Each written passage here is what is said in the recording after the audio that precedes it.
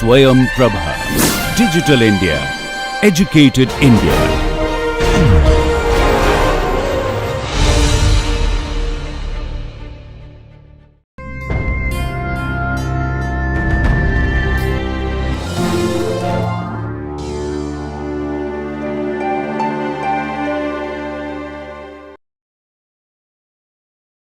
Let us move to the next level of application. What do I mean by next level of application? In the previous case or the previous level of application, the fluid was under rest, under static condition. Now we allowed the fluid to move, but not in a general way as a rigid body. It should move, the entire body of fluid should move. I have a container and let us say it is partly filled with liquid, we are going to discuss only liquid, and it is moving like this. Okay. Remember, this we called as translation. It could also be rotate also, the entire body of fluid could rotate also, that is also rigid body motion, but that will take us to cylindrical coordinates. So, to avoid that, we are only considering translation of the entire body of liquid as an example for rigid body motion. If you look at books, they discuss both translation and rigid body rotation. Just to avoid cylindrical coordinates, we will discuss only translation of the entire fluid body as an example for rigid body motion. When you say fluid and rigid body motion, it may look little paradoxical also, because we are saying fluid, but rigid body also. Usually the word rigid body is for solids, but here the entire body moves like a rigid body, that is the meaning of this fluid in rigid body motion. Now what is the best example? Of course, the best example is during summer time, when tanker lorries carry water from one place to other. You have let us imagine this to be a let us say imagine the front of the lorry here, and then it travels and then it carries water. This entire body of water travels along with the tanker lorry. So, that is the best example which I can usually visualize for this rigid body motion.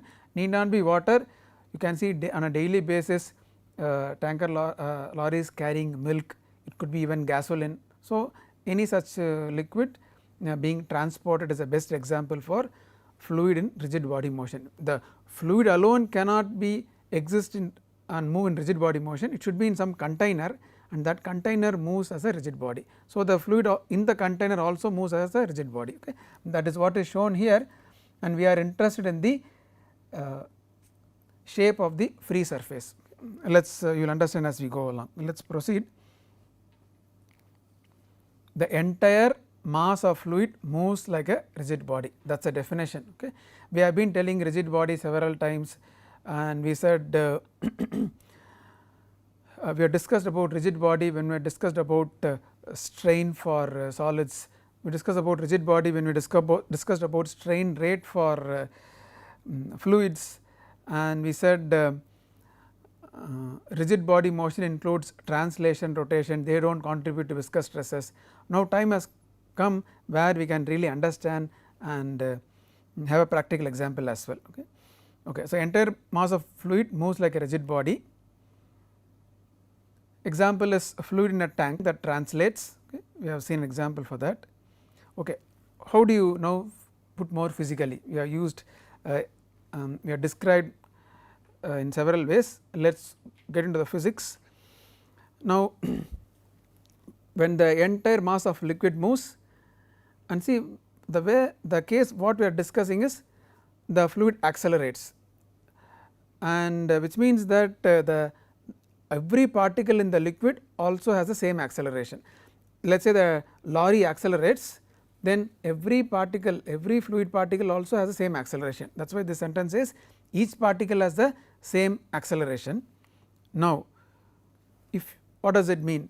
If you consider two fluid particles, there is no difference in the velocity, both have the same velocity only, and you are having a fluid body and that is translating. If you focus on let us say two fluid particles, they have the same velocity, there is no difference in velocity. Okay.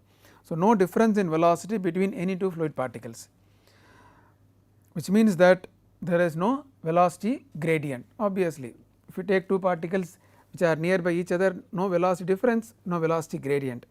Now what did we say?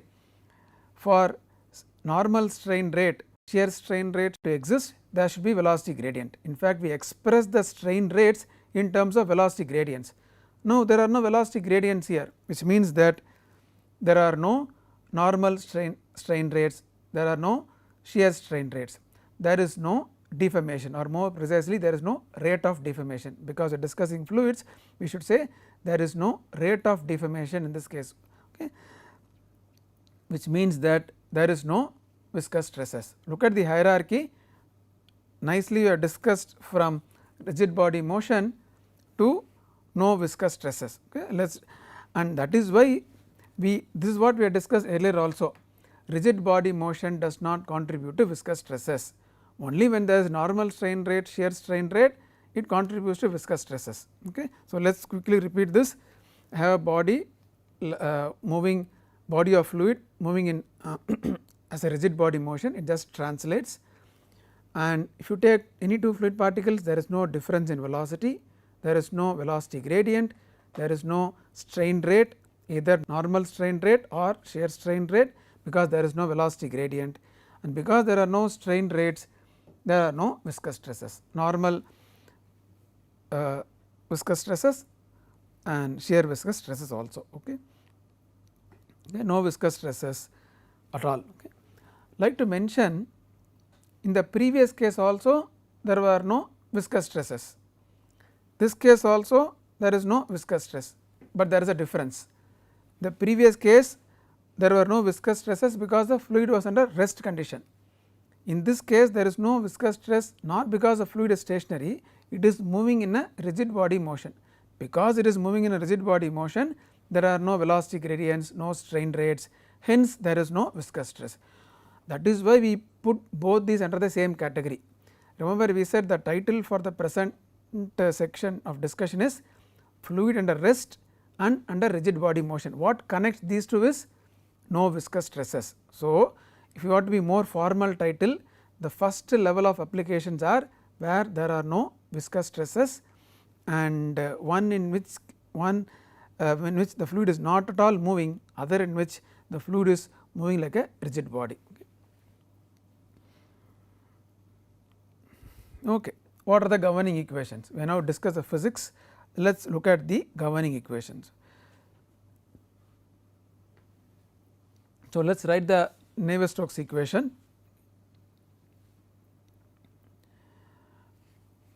Straight away written in terms of the substantial derivative on the left hand side and right hand side the body forces and surface forces. Now,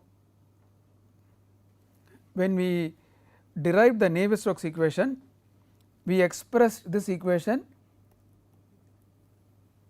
in a compact form, in a vectorial form as shown here. Okay. Please recall the discussion earlier under Navier-Stokes equation. First we derived the Navier-Stokes equation, then we expressed from a material particle point of view, and then express that vectorially as shown here. Okay. So, left hand side we have rho dV vector by dt, right hand side rho g vector minus gradient of p, and then the Laplacian of the velocity vector. Now, when the fluid is in rigid body motion, the entire body translates with uniform velocity. That is what we said. If you take two fluid particles, there is no difference in velocity. What does it mean? There is one velocity for the entire body of fluid, every point has the same velocity, and that velocity we will take as capital V of t. Why is a new nomenclature introduced? V is the velocity of the fluid. We said every fluid particle here has the same velocity, that velocity we take as capital V vector of t. Remember, this V vector is imposed by us. Remember, V is also a function of time. What is the best example? Let us say the lorry starts and then it accelerates, that is V as a function of time. Okay. The V capital V vector as a function of time. So, now the left hand side we have dV vector by dt, V is the velocity of the fluid. In this case, that small v is equal to capital V vector of t. Best example for V capital V vector as a function of time is, just imagine the lorry starting from rest and then accelerating. Okay. And now, so dV by dt, where V is the capital V, is the acceleration of the entire fluid body, which is equal to acceleration of the lorry. Okay, please keep that in mind, and that acceleration is a known quantity or a given quantity or imposed by us, unlike the acceleration due to gravity, which is the body force.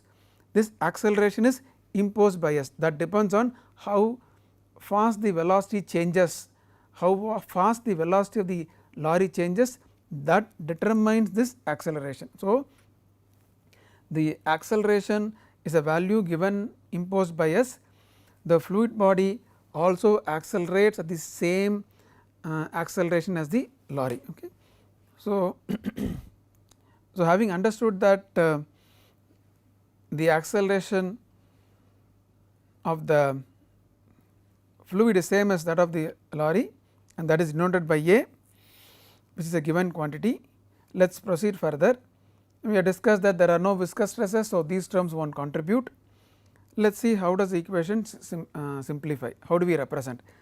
Left hand side we write as rho dV by dt for the fluid is equal to dV by dt, where V represents the velocity, external imposed velocity, and the derivative of that is the acceleration. Okay. Usually the given data is in terms of acceleration, either directly or indirectly. So, left hand side rho into acceleration, right hand side we have rho into g vector, and then of course minus gradient of p. The third term does not appear because there are no viscous stresses.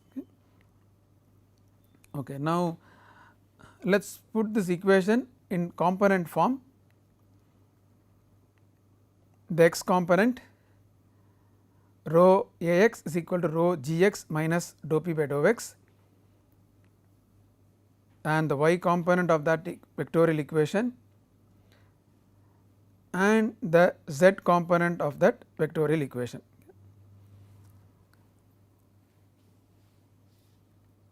Now, to proceed further, as we have done in the case of fluid and rest, we should decide the coordinate axis.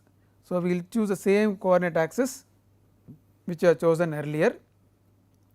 X is a horizontal axis, z is a vertical axis, and y is perpendicular to the slide. Okay. Now, once you have chosen this coordinate axis, g x is 0, g y is 0, and g s z is minus g, same as what we have discussed earlier. Okay. That is why it is important to choose the coordinate axis, so that we can assign values for g x, g y and g z. Okay. So, let us rearrange this equation. The way in which we rearrange this equation is that the unknown here is pressure.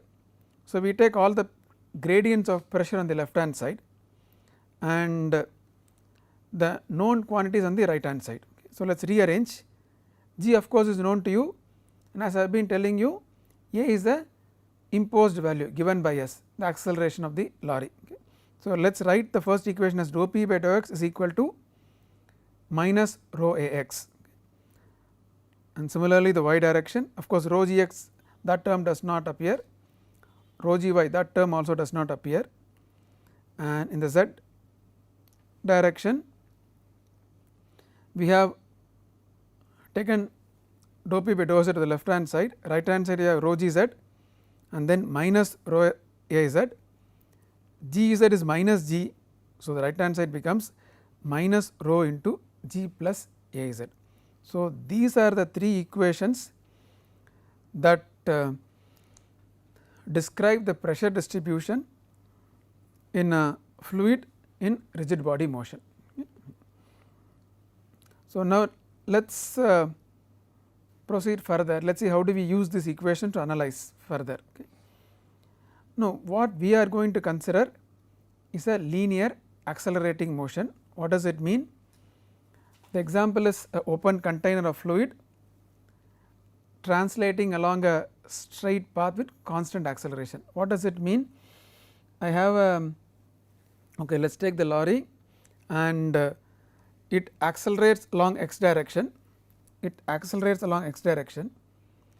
Other example what we can take is, let us say you have this body of fluid in a lift and the lift acceleration in the z direction. So, we are going to consider acceleration in the x direction. Other possibility is acceleration in the z direction. The example is a container of, let us say, a bucket of water in a lift which is either accelerating up or accelerating downwards. We are not going to consider acceleration in the y direction, okay, just for simplicity, but we consider acceleration in the x direction and z direction as well. Both acceleration can also be there. What does it mean? In terms of movement, it could accelerate this direction, it could accelerate in this direction, or it could accelerate in this direction in the same plane, but not in the y direction. Okay. So, it could accelerate here x direction, accelerate in this direction, or it could accelerate in this direction as well, which is in the x z plane. Okay. So, here you will have only a x, here you will have only a z, in this case you will have both a x and a z, okay, and that is what you are going to see now. So, a x not equal to 0, we are considering the case where a y is 0,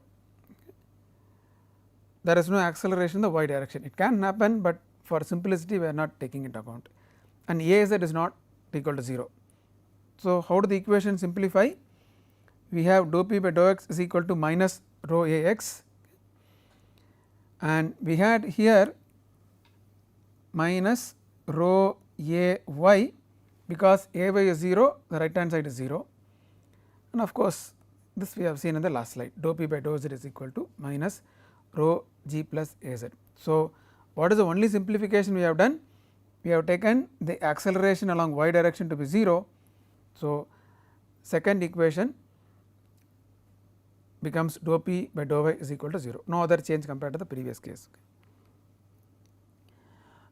Now, we will consider in this x z plane 2 points and look at the difference in pressure between these 2 points. So, let us say one point is at x and z, and the other point is at x plus dx and z plus dz. Okay. Now, in this case pressure is a function of x comma z, depends on 2 variables. Okay. So, the total differential dP can be written in terms of the partial derivatives dou p by dou x into dx plus dou p by dou z into dz. P depends on x and z. So, we know that the total differential can be expressed in terms of partial differential according to this equation. Now, we will substitute for dou p by dou x and dou p by dou z from these set of equations. Dou p by dou x is minus rho a x and dou p by dou z is minus rho into g plus a z. Now, as we said, we are interested in the shape of the free surface. What is free surface?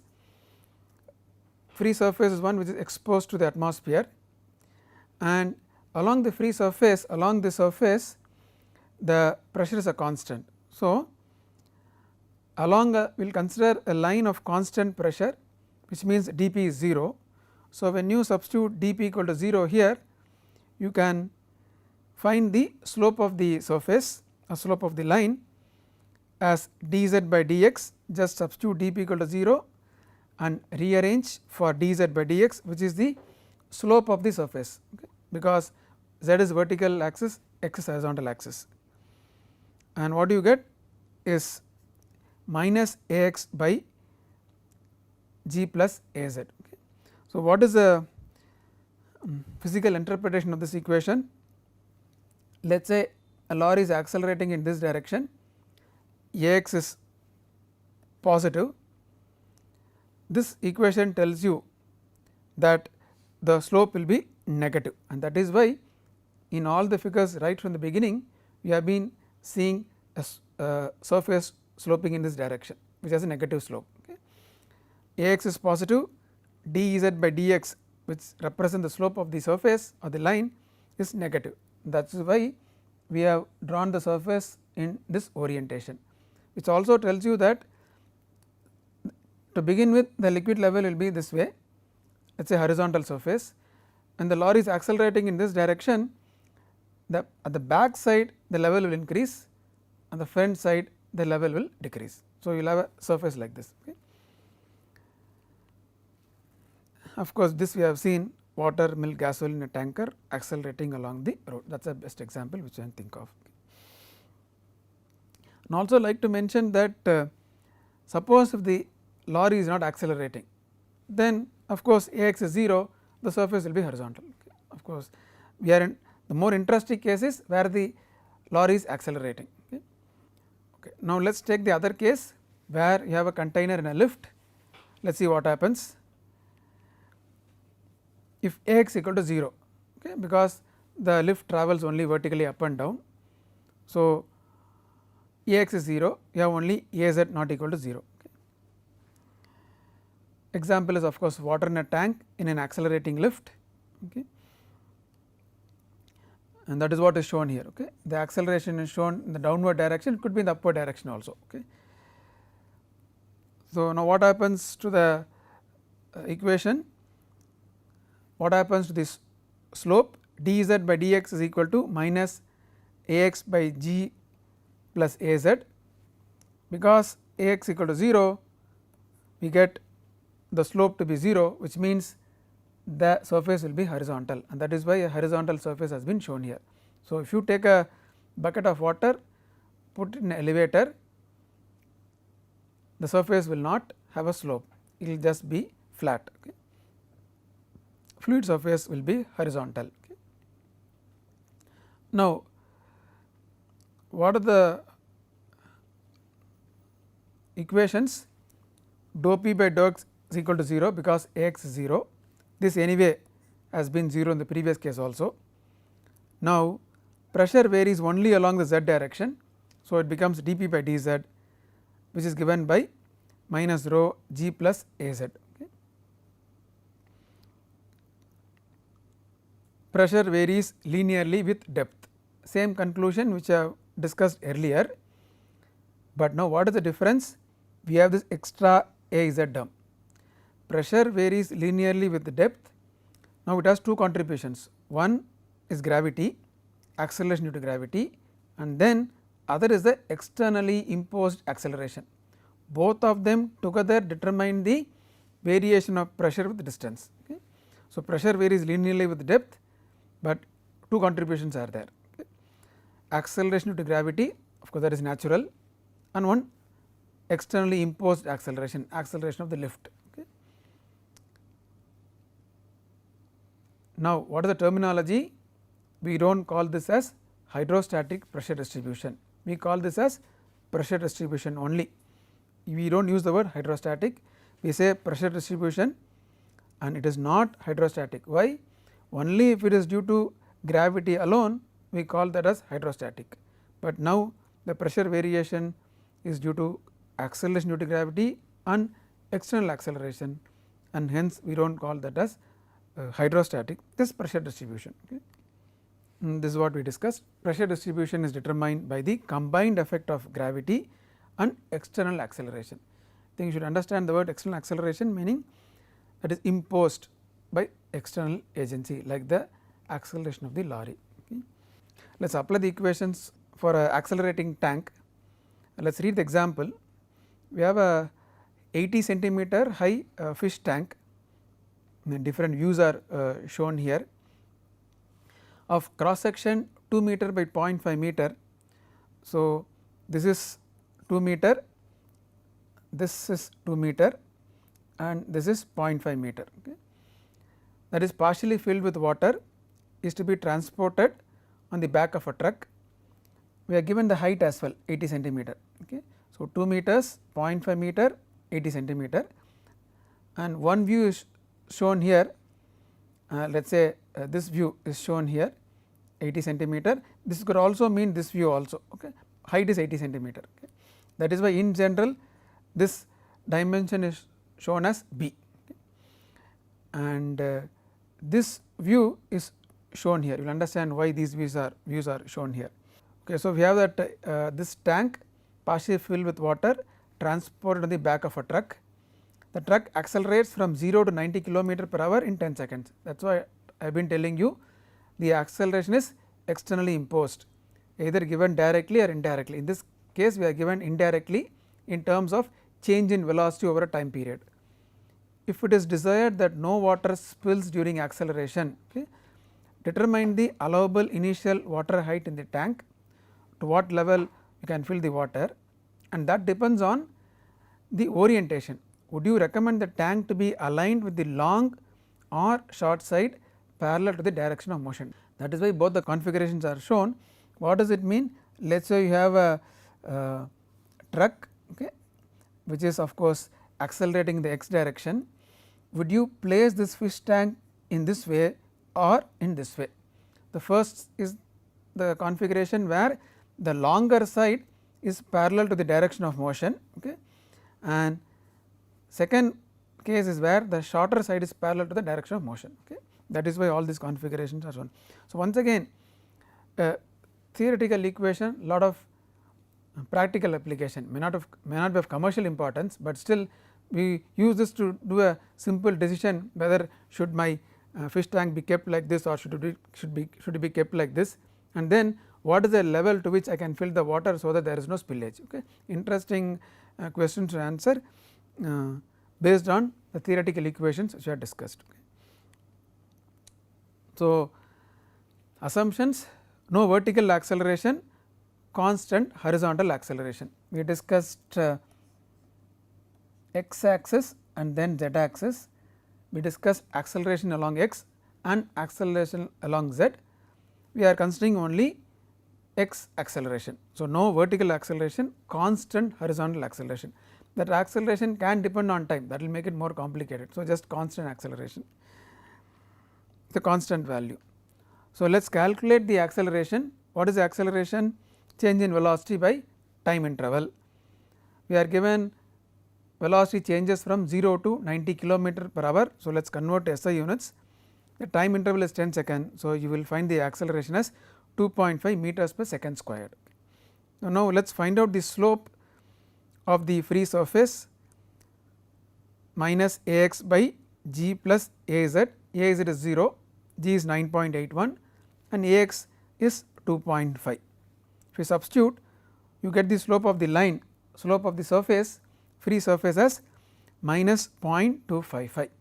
If you convert that to degrees, this angle, if you convert that to angle, you will get this angle as 14.3 degrees. Okay. What is that we have done? We have used the expression which I derived, found out the slope of this free surface and express that in terms of angle, you get 14.3 degrees. Now, as we had discussed earlier, maximum vertical rise of free surface occurs at the back side, at the rear side. Front side there is a decrease in level. This is the level of water to begin with. When the truck starts accelerating, the liquid level increases in the rear side, decreases in the front side. And now, it so happens that this vertical plane, the middle plane is the axis of symmetry. So, you have a liquid surface and it goes this way, something like tilts about the mid plane. Okay. So, you have a surface and this moves this way, this moves this way and your surface becomes like this. Okay. So, of course, that is what is shown here, the liquid level to begin with and how it changes. Okay. Something like a surface like this and becomes like this, revolves around the mid plane. So, at the mid plane there is no change in water level. Okay. So, vertical mid plane, plane of symmetry and no rise or drop in level. Okay. What is the rise in water? Let us see what is the rise in water level and how do we decide the orientation. Okay. Okay. Now, based on this triangle, what is tan theta? The rise in level, this is the rise in level, okay, and this is the half width. That width depends on the orientation of our tank. Okay. So, tan theta is rise in level divided by half width. Okay. Now, let us consider both the cases. First, tank aligned along with the long side parallel to the direction of motion. In this case, you have the truck and then the fish tank is kept this way, the long side parallel to the direction of motion. Of course, the truck is moving in this direction. Now, what is half width? Because we are kept in this direction, half width is 2 meters divided by 2. So, which gives you 1 meter. That is why in general it has been shown as B, that B could be half of this or half of this. Okay, right now it is 1 meter. So, what is the rise in level? From this equation it is tan theta into half width. Tan theta is 0.255, we have seen in the last slide. Half width is 1 meter in this case. So, rise in level is 25.5 centimeter. Okay. Now, let us take the other case, tank aligned with the short side parallel to the direction, that is this one. So, your truck is in this way and it is moving, accelerating in this direction. The short side is now parallel to the direction of motion. What is the half width now?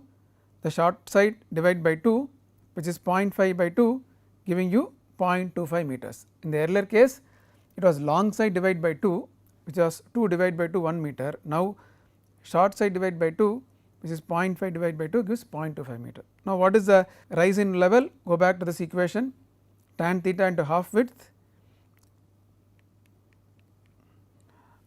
What is the rise in level? Go back to this equation, okay. And the rise in level is tan theta into half width. Tan theta is 0.255, half width is now 0.25 only, giving you only 6.4 centimeter.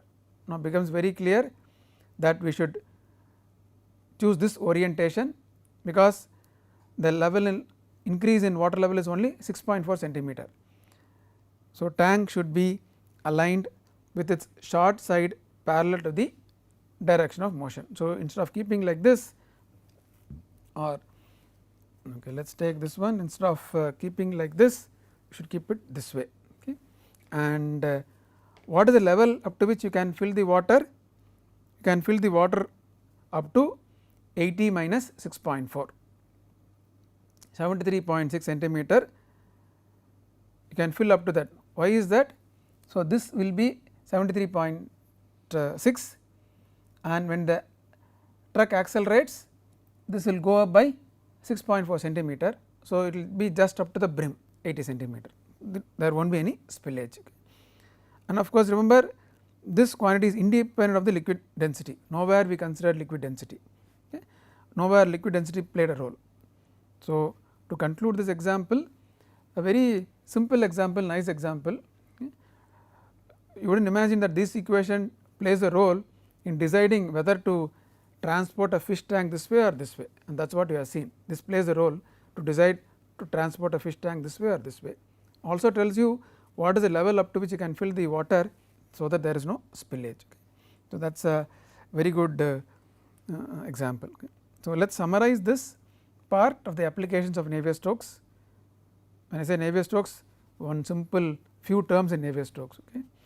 And similarly, this what I discussed earlier, the rigid body in motion is also discussed in the beginning chapters of a fluid mechanics book. Almost after fluids under rest, this is discussed. We have also discussed that way, but the path we have reached there is different. Okay. So, let us summarize this part of the application of Navier-Stokes equation, where we have considered very few terms, the simplest and very simple applications, and